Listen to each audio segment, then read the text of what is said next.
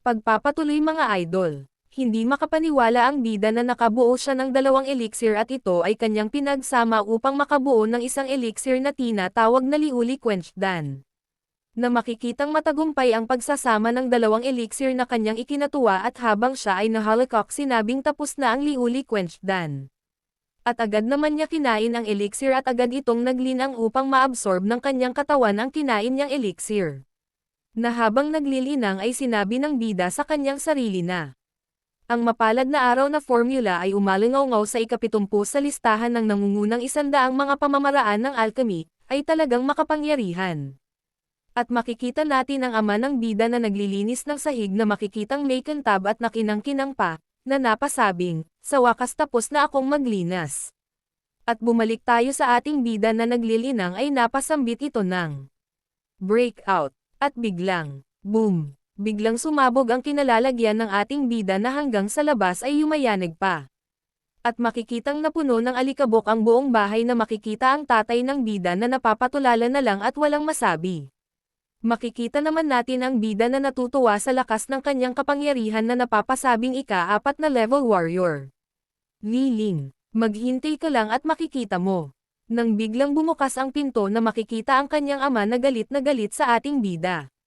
Bata, nangangati na naman ata ang balat mo, at sinabi ng ating bida na papa may sasabihin ako.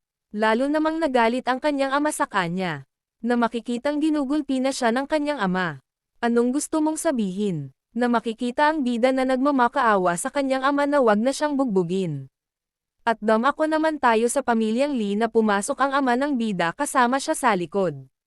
Na makikita lahat ng bisita na dumalo ay nagulat sa pagdating ng dalawa at pinag-uusapan ang ating bida na sinabing, alam mo na ba, si Yang Chen ay malapit ng mapatalsik sa paaralan. Yung tatay niya ay pinadala ang kanyang anak sa Tianxing Academy. Pero walang natutunan, at sinabi pa ang basura ay magiging basura parent sa huli, walang magandang hinaharap ang isang yan. Makikita naman ang ating bida na napakinggan pala niya ang pinag-uusapan ng dalawa at sinabing, may mga taong magiging maganda sa hinaharap. Kalimutan na lang at kanyang tinawag ang kanyang ama. Ang isang grupo ng bully ay nakakaabala. Na makikita ang ama ng ating bida na Nainas sa mga ito. At dumating ang unggoy na kasama ang bruha na si Yao Zhou. At agad namang bumati ang ama ng bida. Maligayang pagbati yang Master Li. Wow, ginagalang pa pala ang unggoy haha. Sinabi naman ng unggoy na Tito Yang, tapusin mo na ang kasalan ng iyong anak at si Yao Zhou. Na makikitang gulat na gulat ang ama ng bida na nagtanong kung bakit. Malapit na ang kasal nilang dalawa. Nagsaad naman ang bruha St. Yao Zhou pala. Sinabing Tito Yang, hindi mo naiintindihan, ikaw ay hamak na katulong lang at ang iyong anak ay isang basura lang, hindi kwalipikado ipakasal sa akin ang iyong anak. Makikita naman ang isang kalbo na sinabing Lao Yang ikaw ay may mahinang utak katulad ng anak mo. Na hindi maaring makapasok sa Snowy. At nagalit ang ama ng bina na tinaas ang kalbo at sinabing Yao Xiong ikaw ay kalbo.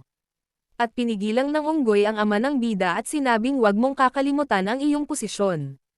At akmang sasampalin ng unggoy ang ama ng bida ay biglang may palm eagle dito at sinabing huminto at natigilan ang unggoy at Nainas, at paglingon niya ay sinabing ikaw.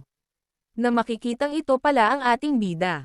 Sinabi naman ng unggoy ay sino ka para pigilan ako, gusto mo na bang mamatay agad namang naghanda ng pag-atake ang unggoy at tinawag itong Falling Star Feast.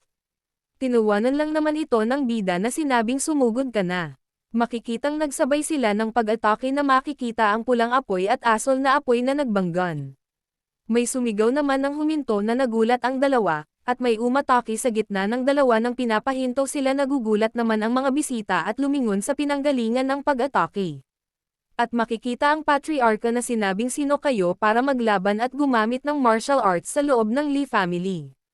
Sinabi naman ng unggoy sa ating bida na ikaw ay maswerte ngayon. Sinabi naman ng bida sino naman kaya ang maswerte. Agad namang humingi ng patawad ang patriarka sa kanyang master. Master patawad sa pagiging bastos sa inyong harap. Tumalikod naman ang matandang master at sinabing okay lang. Agad naman silang pumasok at naglakad sa gitna ng karamihan, na makikita ang mga chismosa naman ang nag-usap-usap dahil sa pagdating ng patriarka at ang master. Tinanong naman ng isang chismosa na kung siya ba si Liu Yishui na guildmaster ng Alchemy Guild. Sinagot naman ito ng isang chismosa na oo siya nga sinabi niya na kukunin niya si Lee na apprentice dahil nakitaan niya ng skills. Sinabi naman ng isang chismosa na si Lee ay talagang genius na mapapasama sa Alchemy Guild. Na kung maganda ang mapapakita niya maganda ang hinaharap ni Lee. Pag pinagkumpara ay langit at lupa ang pagitan at sabay tawa. Hanggang dito na lang muna ang video natin. Salamat sa panonood, please like and subscribe.